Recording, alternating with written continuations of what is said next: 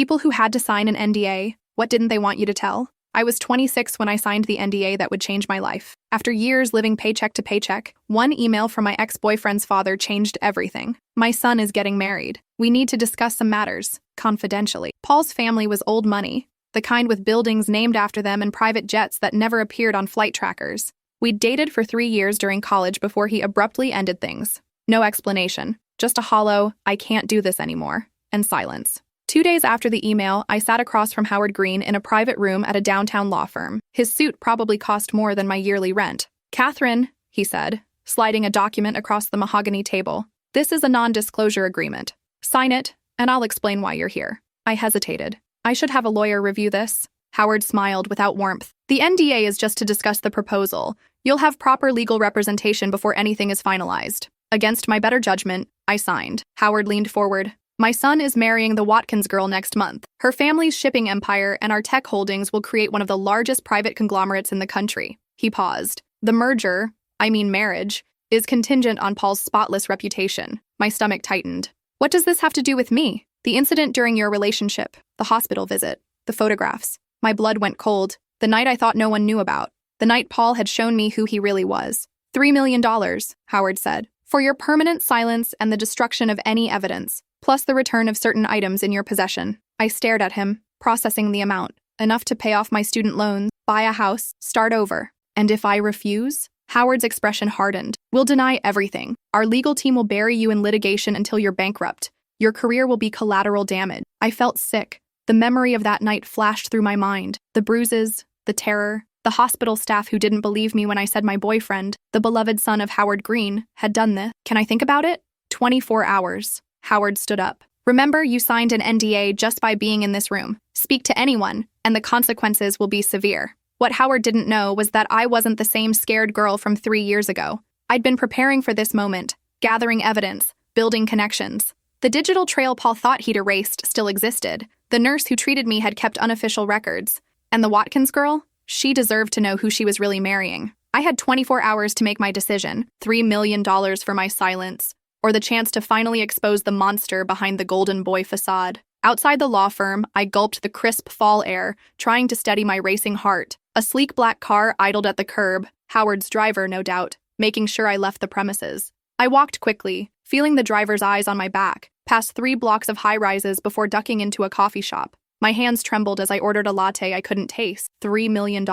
Life-changing money. All I had to do was forget that night. Forget how Paul's charming smile had twisted into something unrecognizable as his hands closed around my throat. Forget how the emergency room doctor had glanced at my Walmart jeans and then at Paul's surname on my intake form, his skepticism palpable. "Are you sure you didn't just fall?" the doctor had asked, even as the nurse photographed finger-shaped bruises on my neck. That nurse, Diane, had slipped me her personal number. "Call me if you ever need anything," she'd whispered while Paul paced in the hallway, already crafting our story. I've seen this before. I never called her. 2 days later, Paul ended things. A week after that, his father's attorney delivered a goodwill check for $25,000 and a preliminary NDA. I'd torn up both. Now I was wondering if that had been naive. At a corner table, I pulled out my phone and texted Mia, my roommate. "Need to talk. Emergency. Are you home?" 3 dots appeared, then, "Yes, everything okay?" I didn't answer. Couldn't. Not until I was somewhere safe. The coffee shop had a back exit. I slipped out, paranoid about surveillance.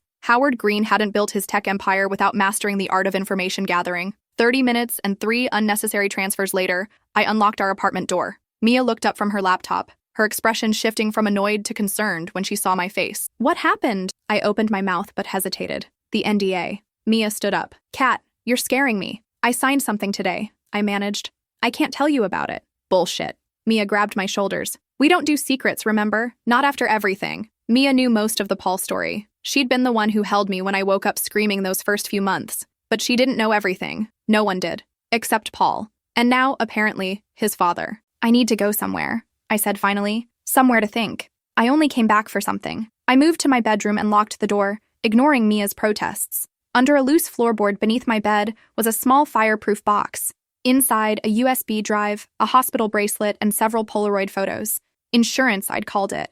Evidence in case he ever came after me again. Now it was leverage worth $3 million, or a weapon to destroy a dynasty. My phone pinged with a text from an unknown number. "Ms. Winters, as a follow-up to our meeting, I've taken the liberty of transferring a good faith deposit of $100,000 to your account. The remainder upon signing the final agreement tomorrow. HG. I checked my banking app. The money was there, pending. Howard hadn't mentioned a deposit. This was a tactic. Get me to spend some of it, implicate myself, make it harder to walk away. I transferred it immediately to my savings account. Untouched, but safe. When I emerged from my room, Mia was pacing. I'm staying at Jen's tonight, I told her, the lie bitter on my tongue. Work stuff. Don't worry. At least tell me if you're in trouble, she pleaded. I forced a smile. No trouble, just a decision to make. Outside, I hailed a taxi. Brighton Memorial Hospital, I told the driver. It was time to find Diane. Brighton Memorial's emergency department hadn't changed. Same harsh fluorescent lights, same antiseptic smell that couldn't quite mask human suffering. I approached the nurse's station, scanning faces. I'm looking for Diane. She was an ER nurse here about 3 years ago. The older nurse didn't look up from her computer. Last name? I froze. I'd never known Diane's last name. Catherine? I turned to find Diane herself, older but unmistakable with her silver-streaked dark hair. Her eyes widened in recognition. It's you, she said quietly. Paul Green's girlfriend. Ex, I corrected automatically. Diane glanced at the nurse's station, then guided me to a quieter corner. Break room's empty. 5 minutes. The staff break room was small and cluttered with half-empty coffee mugs and abandoned lunch containers. Diane locked the door behind us. I wondered if you'd ever reach out, she said. I hoped you wouldn't need to. I struggled to find the right words. I signed an NDA today. Understanding crossed her face. Ah, the green machine is in motion.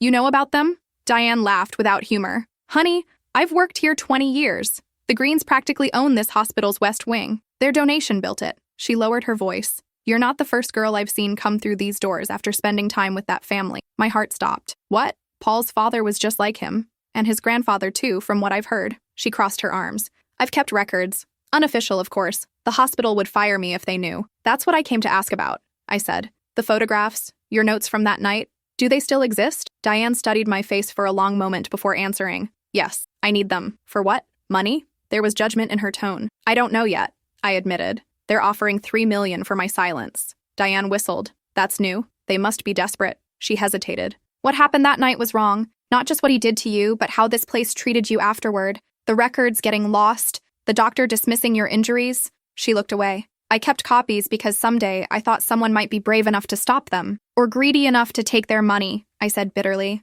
Diane touched my arm. You didn't come here looking for permission to take the money. If you wanted that, you wouldn't be here at all. She was right. I'd been fighting with myself since leaving Howard's office, but some part of me had already decided. I just needed to be sure I wasn't alone. There's more, I said. Other girls? Diane nodded slowly. 3 that I know of, before and after you. One was the daughter of another powerful family. That got hushed up immediately. The other 2, she shook her head. Working class, like you. Easy to discredit. Do you have their names? I can't give you that information. Professional responsibility flickered across her face. But I have documentation. Redacted, but clear enough. Could you testify? If it came to that? Diane's expression hardened. I've got 3 kids in college and a mother in assisted living. The Greens would destroy me. She paused. But sometimes doing the right thing costs everything. My phone vibrated. A text from Howard. Checking in on your decision process. The offer expires in 18 hours. I looked up at Diane. I need to see everything you have. Diane's evidence was more damning than I'd imagined. Not just my case, which included photos of bruises Howard had somehow obtained copies of, but the pattern. 4 women over 7 years, each with the same injuries. Each case mysteriously minimized or made to disappear from official records.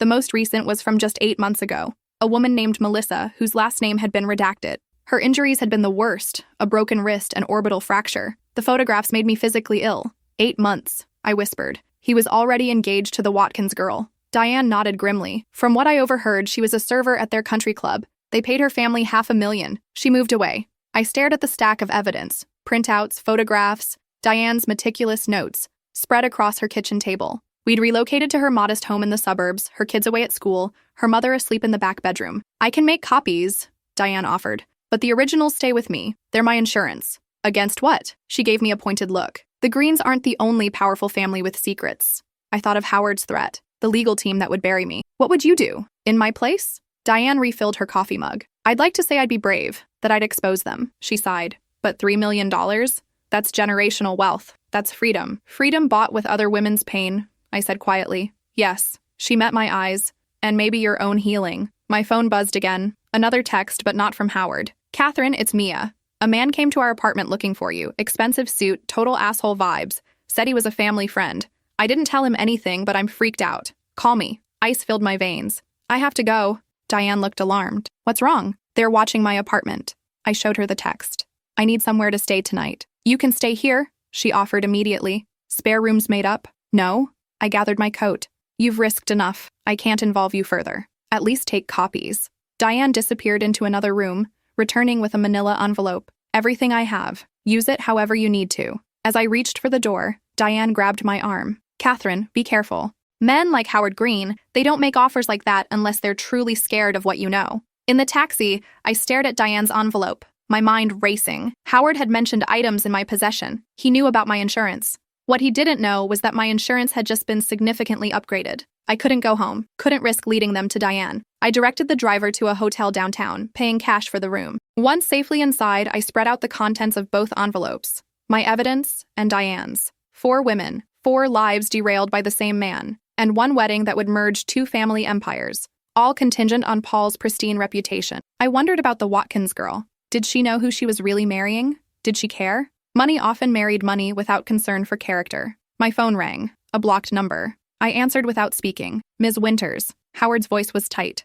I don't appreciate games. We had an agreement to communicate. We have 18 hours remaining on your timeline, I replied evenly. I'm considering my options. Your options have narrowed considerably. His tone sent a chill through me. My associate visited your residence. Your roommate was uncooperative. Leave her out of this. Everyone is involved once you start making poor decisions. Howard's voice dropped. $3 million is generous. Don't mistake it for weakness. The call ended. I immediately tried Mia. No answer. My hands shook as I texted her. Are you okay? I'm sorry about the guy who came by. Please tell me you're safe. 3 minutes passed. 5, 10. No response. A knock at my hotel room door made me jump. Ms. Winters? A man's voice. Unfamiliar. Hotel security. We need to speak with you. I froze. Silent. Had they found me already? Ma'am, please open the door. There's been a complaint about noise. Impossible. I'd barely moved since entering the room. I approached the door cautiously, keeping the chain latched as I opened it a crack. A man in what looked like a hotel uniform stood outside. There must be a mistake, I said. I haven't made any noise. The man's expression remained neutral. We need to verify your identity. Hotel policy. Something felt wrong. I started to close the door. I'll call the front desk. His foot wedged in the doorway. That won't be necessary. Adrenaline surged. I slammed my body against the door, crushing his foot momentarily. He yelped, withdrawing just enough for me to slam the door shut and engage the deadbolt. You bitch! He hissed through the door. Open up or we'll use the master key. I grabbed the evidence, shoving it back into the envelopes. My phone, my purse. The bathroom window was small, but might be big enough. I perched on the edge of the tub and tried to pry it open, painted shut. The sound of a key card in the door made me panic. I threw my weight against the bathroom door, engaging its flimsy lock, and searched frantically for a weapon. Nothing but tiny shampoo bottles and towels. My phone vibrated. Mia.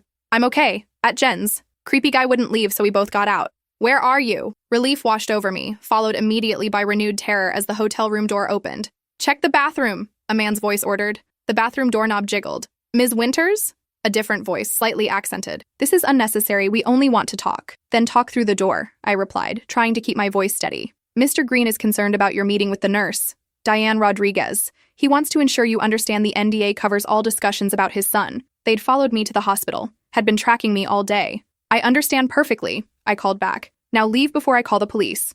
A laugh. With what evidence of wrongdoing? Were hotel security responding to a complaint? I needed a plan. Needed leverage. I pulled out my phone and started recording. Tell Howard I know about Melissa, I said clearly. And the others. I have all the evidence. If anything happens to me, it goes public immediately. Silence from the other side of the door. Ms. Winters? The voice finally responded, softer now. No one wishes you harm. Mr. Green simply wants to conclude our business. Then have him call off his dogs and meet me tomorrow as planned. I kept recording. And tell him the price just went up. Silence again. Then the sound of retreating footsteps. The hotel room door opened and closed. I waited 5 minutes before slowly opening the bathroom door. The room was empty. Still recording, I checked every possible hiding place, under the bed, behind the curtains, inside the closet. Nothing. I grabbed my things and left immediately, heading for the emergency stairwell rather than the elevator. In the lobby, I scanned for faces watching me too closely. Impossible to tell. Out on the street, I hailed a cab, directing it to a 24-hour diner on the other side of town. I needed to think. Needed a plan that wouldn't get me or Mia hurt. $3 million suddenly seemed like a small price for silence. But it wouldn't stop with me. There would be more women. More NDAs. more lives shattered by a monster, protected by wealth and power. I spent the night moving between all-night diners and hotel lobbies, never staying in one place long enough to be tracked. By morning, I had made my decision. At 9 a.m., I texted Howard, "Meeting needs to be at a public location. The Westbrook Hotel lobby, noon today." Howard replied immediately, "The original location is perfectly suitable. Public or no deal," I responded. "And I want the agreement revised. I've had legal counsel overnight." A lie, but a necessary one. 3 dots appeared, disappeared, then reappeared. Very well. Noon. The Westbrook was upscale enough to impress but public enough to feel safe. I arrived early, selecting a table with good sightlines to all entrances and exits. I wore a recording device. Illegal in our state without two-party consent, but essential for my protection. Howard arrived precisely at noon, alone but radiating confidence. His bespoke suit and authoritative stride turned heads even in this wealthy establishment. "Ms. Winters," he sat across from me, placing his briefcase on the chair beside him. "I understand you've had second thoughts about our arrangement." "Not second thoughts. Better information." I kept my voice level. "I know about the others. All of them." Howard's expression didn't change, but a muscle twitched in his jaw. "I'm not sure what you're implying." "Melissa. The country club server from 8 months ago. The broken wrist. The orbital fracture." I leaned forward. "Your son was already engaged when that happened." Now Howard's composure slipped, just slightly. He glanced around before responding. "Allegations without proof are merely stories, Ms. Winters. I have the proof. Medical records, photographs, witness statements." I placed my phone on the table between us. "And copies have been distributed to people I trust, with instructions to release everything if anything happens to me." Howard studied me, reassessing. "What is it you want exactly?" 10 million. Not 3. He almost laughed. "Extortion doesn't become you." "It's not extortion. It's the cost of collective silence. I'm negotiating for all of us." "All of who, exactly?" "Every woman your son has hurt, and every woman he would hurt in the future." Howard's expression darkened. "I'm not responsible for my son's alleged indiscretions." "No? Who paid Melissa's family? Who covered up each incident? Who made the hospital records disappear?" I kept my eyes locked on his. "You built the cage that protects him." The waiter approached our table. Howard waved him away without looking. 10 million is outrageous. It's nothing to you. A rounding error in your quarterly earnings." I pulled out a document from my bag, the NDA Howard had prepared, now annotated with my changes. "But I want more than money." Howard took the document, skimming my handwritten notes. His face paled slightly. "This is unconscionable." "No. What's unconscionable is allowing your son to continue hurting women." I pointed to the key additions. 5 million now, 5 in escrow. Released only if there are no more incidents for 10 years. Paul enters treatment. Real treatment, not some celebrity rehab. And he never contacts any of the women again. And if I refuse? Then tonight at 8 p.m., every major news outlet receives evidence of Paul's violence against 4 women, including the most recent while engaged to Eliza Watkins. The Watkins family will pull out of the merger. Your company's stock will plummet. I shrugged. "Or you can buy 10 years of silence and a chance for your son to actually become a better man." Howard studied me with something almost like respect. "You've thought this through." "I've had 3 years to think about it." He made a small gesture with his hand. Only then did I notice 2 men in suits at the hotel bar, watching us. They turned away immediately. "I need to make some calls," Howard said. "You have 1 hour. I'll wait here." Howard gathered his briefcase. "Catherine, you understand there's no going back after this. You'll be watched. The first sign of betrayal will result in everything being released immediately." I finished for him. "Yes, I understand how mutually assured destruction works." For the first time, Howard smiled genuinely. "You would have made an excellent addition to our family under different circumstances." "No," I replied coldly. "I wouldn't have survived your family." When Howard returned, he had a revised agreement prepared on his tablet. The amount, 10 million, structured exactly as I'd demanded. The treatment requirement intact. The protection extended to all 4 women. "You'll need to provide the names," he said, "to ensure the agreement covers them. I'll provide first names only with physical descriptions. You know who they are." He nodded, conceding the point. "Electronic signature?" He offered the tablet. "Paper," I insisted. 3 copies, 1 for you, 1 for me, 1 for my attorney. Another lie. I had no attorney, but the 3rd copy would go to Diane, my insurance policy against Howard's betrayal. Howard made a call. 20 minutes later, a junior attorney arrived with printed contracts. I reviewed every page carefully, ignoring Howard's impatient sighs. "Initial here and here," the attorney instructed, pointing to each section. "Full signature on the final page." The agreement was dehumanizing in its clinical language. My trauma reduced to alleged incidents and claimed damages, but the provisions were clear. $10 million and mandatory treatment in exchange for silence. I signed my name, watching Howard do the same. "The first transfer will process by end of day," Howard said, rising. "I trust this concludes our business." I gathered my copy of the agreement. "Almost. One last thing." I pulled out my phone, bringing up a messaging app. On the screen was a text conversation with Mia, the most recent message unsent. Send everything to the journalists. It's done. Howard's face darkened. What is this? Insurance. I held up the phone. One press of this button and everything goes public despite our agreement. You'll be able to sue me afterward, of course, but the damage will be done. We had a deal. We still do. I met his gaze steadily. This message will remain unsent as long as you keep your end of the bargain. But if anything happens to me or Mia or Diane or any of the women, if Paul hurts anyone else, my friend will know what to do. Howard's professional mask slipped completely. For a moment, I saw the rage beneath, the same rage I'd seen in Paul's eyes that night. You think you've won something here, he said quietly. But money like this, it changes people, corrupts them. In 5 years, you'll be no different from us. I stood up. That's where you're wrong, Howard. I'll never be like you because I'm using this money to make sure men like your son can't hurt women anymore. Meaning what exactly? Meaning half of this money is already allocated to a foundation for victims of domestic violence, legal support, housing, therapy. I smiled at his stunned expression. I'm keeping enough to live comfortably and pay for my own therapy. The rest goes to fixing the damage your family has done. Howard stared at me, speechless for perhaps the first time in his life. Goodbye, Howard. I sincerely hope we never meet again. The money arrived exactly as promised, $5 million transferred by end of day. I moved out of my apartment that week, bought a modest house in a quiet neighborhood, and began therapy with a trauma specialist. I never saw Paul again. According to the society pages, he married Eliza Watkins in a lavish ceremony covered by all the major publications. Their wedding photos showed a picture-perfect couple, his arm wrapped possessively around her waist. I couldn't help but notice her smile didn't reach her eyes. 6 months later, I launched the Phoenix Foundation with help from legal experts in domestic violence. We provided services Howard Green's millions could never have imagined paying for. Everything from emergency housing to legal representation for women trapped in NDAs, similar to what I had signed. Diane joined the foundation's board. Her hospital records had mysteriously disappeared, but she brought her expertise and quiet determination to our work. I kept tabs on Paul indirectly. He completed a 90-day treatment program as required, though I had my doubts about its effectiveness. The money in escrow remained untouched, waiting for either his reform or his inevitable backslide. 3 years after signing the NDA, I received an unexpected visitor at the foundation's offices. The receptionist looked uncomfortable as she announced, "There's an Eliza Green here to see you. No appointment." My heart raced as I opened my office door. Eliza was thinner than in her wedding photos, expensively dressed but with the hollow look I recognized too well. "You're Catherine," she said simply. I nodded, inviting her in. She sat rigidly in the visitor's chair. "I found your foundation while researching." She paused. "Resources.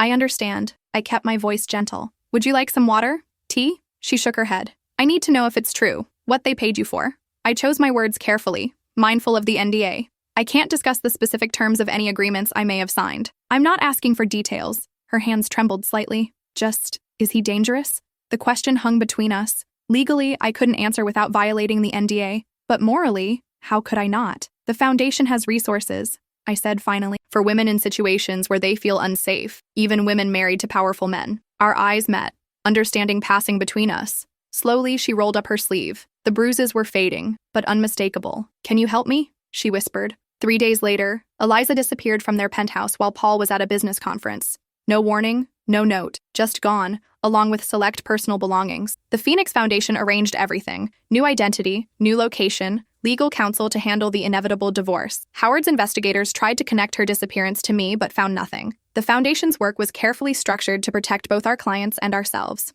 2 months after Eliza left, I received a plain envelope at my home address, a location that should have been impossible for the Greens to discover. Inside was a single photograph, me entering the foundation's building, taken with a telephoto lens. On the back, written in what I recognized as Howard's handwriting, "Remember our agreement." I wasn't intimidated. I'd learned to live with being watched, had accepted it as the cost of doing what was right. The final $5 million was released from escrow much earlier than the 10-year mark, not because Paul had reformed, but because he no longer needed the protection of silence. 6 years after I signed the NDA, Paul Green died of an apparent overdose in a hotel room in Singapore. The official story cited exhaustion and prescription medication. The unofficial story, whispered among those who knew the family, mentioned cocaine and a prostitute who had escaped with bruised ribs and a broken nose. Howard never contested the release of the remaining funds to the foundation. Perhaps in his own way, he was acknowledging what we both knew.